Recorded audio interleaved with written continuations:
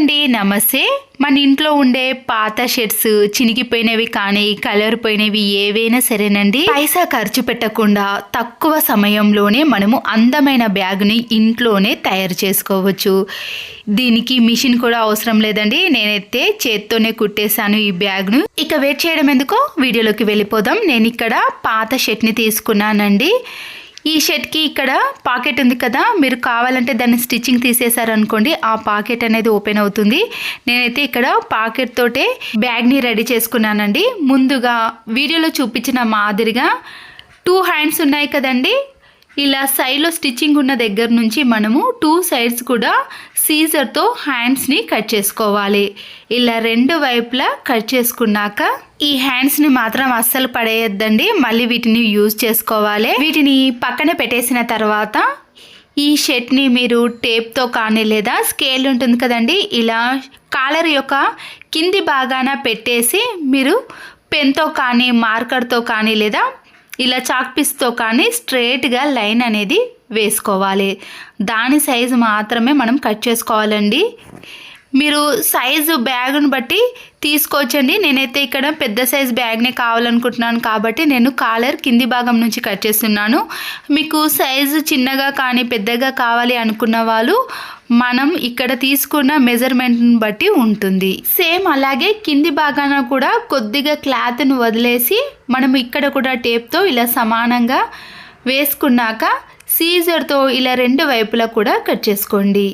ఇక్కడ నేనైతే మిషన్ మీద స్టిచ్చింగ్ వేస్తలేనండి, నేను డైరెక్ట్గా చేత్తోనే ఈ స్టిచ్చింగ్ వేసుకుంటున్నాను. మిషన్ ఉన్న వాళ్ళైతే ఇంకా చాలా ఈజీగా టైం అనేది సేవ్ అవుతుంది కాబట్టి మిషన్ మీద కూడా మీరు వీటిని స్టిచ్చింగ్ వేసుకోవచ్చు. ఇలా పూర్తిగా 2 సైడ్స్ కూడా కట్ చేసుకున్నాక ఇలా వీడియోలో చూపించిన మాదిరిగా ఒకదానిపైన ఒకటిని ఫోల్డ్ చేయండి. ఇప్పుడు వీటిని కూడా సీజర్తో 2 వైపులా కూడా కట్ చేసుకోవాలండి. మీరు కావాలనుకుంటే ఈ స్టిచ్చింగ్స్ని అలాగే ఉంచేసేయచ్చండి. నేను ఎందుకంటే బ్యాగ్ నీట్గా రావాలని సైడ్స్ కూడా కట్ చేసి మళ్ళీ స్టిచ్చింగ్ వేసుకుంటాను. ఇప్పుడు చూడండి, ఈ షర్ట్ అనేది ఇలా 2 వైపులా ఓపెన్ అయింది కదా, మీరు కావాలనుకుంటే అలాగే ఉండొచ్చు అని చెప్పాను కదండి. నేనైతే ఇలా కట్ చేసుకొని మళ్ళీ చేత్తో కానీ మిషన్తో కానీ ఇలా సాఫ్ట్గా స్టిచ్చింగ్ వేసుకున్నారనుకోండి, నీట్గా కనబడుతుంది. సైడ్లో వేసిన స్టిచ్చింగ్స్ అనేవి కొద్దిగా మందపాటిగా ఉంటాయి కదండి, అప్పుడు మనం బ్యాగ్లో ఏది సర్దుకున్నా కూడా బరువుగా కాకుండా ఇలా మనము స్టిచ్చింగ్ వేసుకున్నాం అనుకోండి, నీట్గా చాలా సాఫ్ట్గా వస్తుంది కదా. చూపిస్తున్నాను చూడండి, నేను ఇంతకు ముందే 2 వైపులా కూడా స్టిచ్చింగ్ వేసుకున్నాను, ఇలా నీట్గా కనబడుతుంది. ఇప్పుడు మెజర్మెంట్ కోసం మనము టేపును తీసుకొని పొడవులో కానీ వెడల్పులో కానీ ఎంత సైజు ఉందో చూసుకోవచ్చు. ఇక్కడ నాకైతే పొడవులో 20 ఇంచెస్, అడ్డంలో అయితే 17 ఇంచెస్ వచ్చేసిందండి. మీరు ఇలా మెజర్మెంట్ని చూసుకున్నారనుకోండి, బ్యాగ్ మనకి ఏ సైజులో వస్తుందో కూడా తెలిసిపోతుంది. ఇక్కడైతే కరెక్ట్గా మనకి బట్టలు సర్దుకునే బ్యాగ్ ఉంటుంది కదండి, ఆ మందం అయితే వచ్చేస్తుంది. తర్వాత ఈ షర్ట్ని ఇలా 2గా ఫోల్డ్ చేసిన తర్వాత టేపును తీసుకొని ఇలా 4 ఇంచెస్ తోటి మనము మార్క్ చేసుకోవాలి. పైన కింది వైపున 2 వైపులా కూడా మనము ఇలా 4 ఇంచెస్ అనేది మార్క్ చేసుకున్నాం అనుకోండి, దాని సైజు మందమే కట్ చేసుకోవాలి. ఎక్కడైతే మార్క్ చేసుకున్నామో ఆ సైజులోనే మనము 2 సైడ్లు కూడా కట్ చేసుకోండి.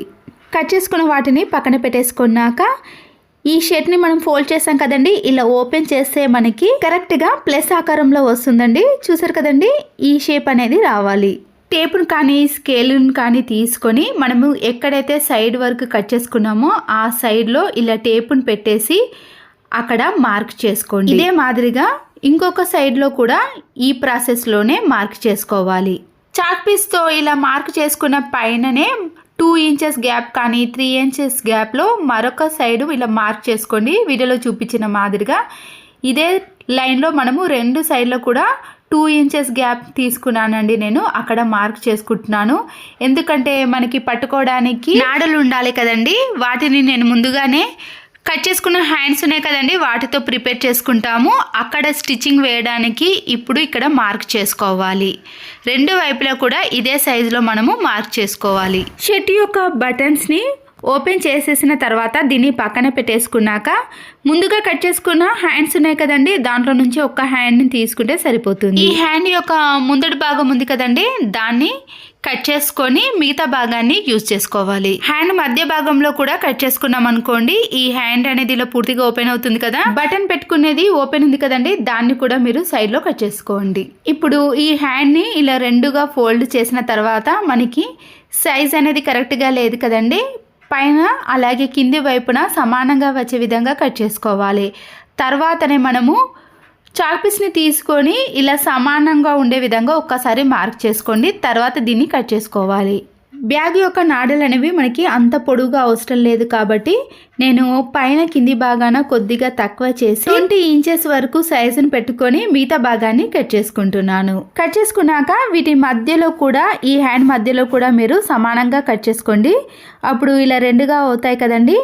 వీటిని ఇలా చిన్న చిన్నగా క్లాత్ను ఫోల్డ్ చేసుకొని మనము పట్టుకోవడానికి నాడలను ఎలా ప్రిపేర్ చేసుకుంటున్నామో అలా సన్నగా మలుచుకొని వీటిని స్టిచ్చింగ్ వేసుకోవాలి. ఇలాంటివి మనము 2 నాడలను ప్రిపేర్ చేసుకోవాలండి. వీడియోలో చూపించిన మాదిరిగా సన్నగా క్లాత్ను మలుచుకొని ప్రిపేర్ చేసుకుంటే మనకి నీట్గా వస్తాయి.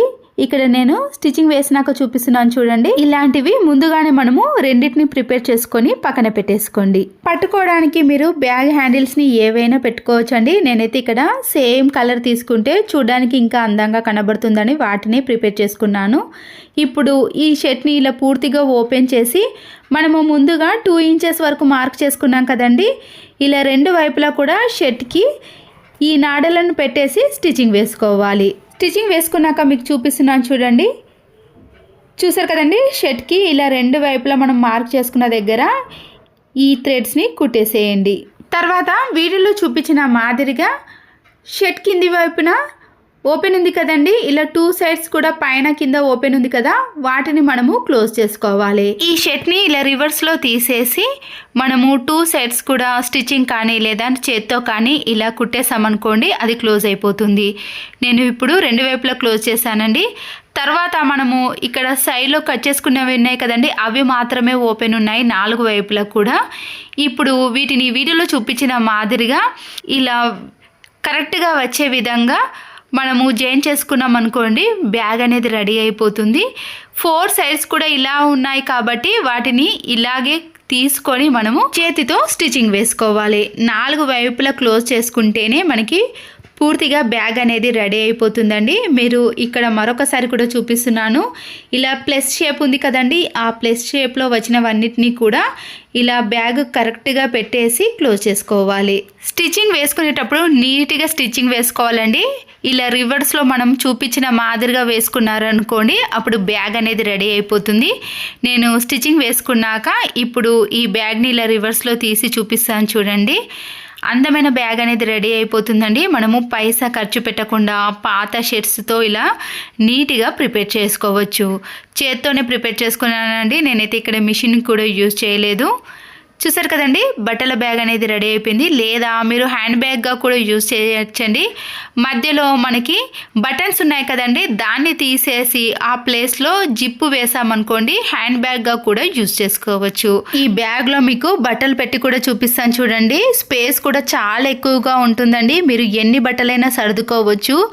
మనము 1 వీక్ ఊరికి వెళ్తాం కదండి, అలాంటి లగేజ్ బ్యాగ్ని కూడా మనము ఇందులోనే ప్రిపేర్ చేసుకోవచ్చు. స్పేస్ అనేది ఎక్కువగా ఉంటుందండి. నేనైతే చాలా రకాల బట్టలని ఇందులో పెట్టి చూపిస్తున్నాను చూడండి. పిల్లల బట్టలు అయితే అన్నీ ఇందులోనే పెట్టేశాను, అయినా కూడా స్పేస్ అనేది ఇంకా ఎక్కువగా ఉంది. చాలా జతల బట్టలు కూడా ఈ బ్యాగ్లోనే పెట్టేశానండి, అయినా కూడా బ్యాగ్ అనేది ఇంకా లూజ్గా స్పేస్ అనేది ఎక్కువగా ఉందండి. సైడ్లో కూడా మీరు ఎన్నో కూడా పెట్టుకోవచ్చు.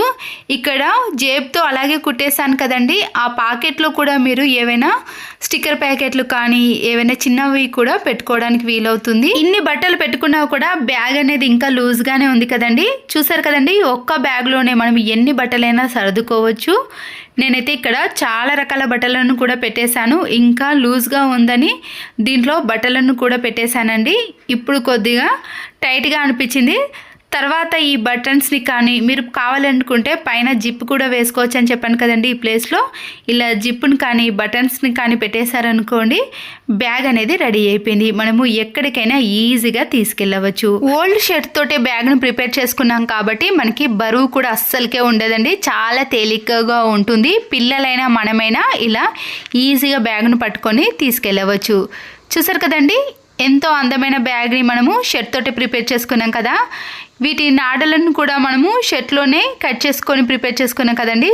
అప్పుడు అంతా ఒకటే విధంగా ఉంది కాబట్టి ఇంకా నీట్గా కనబడుతుంది. చూడండి, ఇలాంటి అందమైన బ్యాగ్ను మీరు కూడా ప్రిపేర్ చేసుకోవాలంటే మీ ఇంట్లో ఉండే ఓల్డ్ షర్ట్స్ని పడేయకుండా ఇలా బ్యాగ్ని ప్రిపేర్ చేసుకోండి. నేను ఇన్ని సర్దుకున్నా కూడా ఇంకా బ్యాగ్ అనేది లూజ్గానే ఉందండి, ఎక్కడ కూడా టైట్గా లేదు కదా.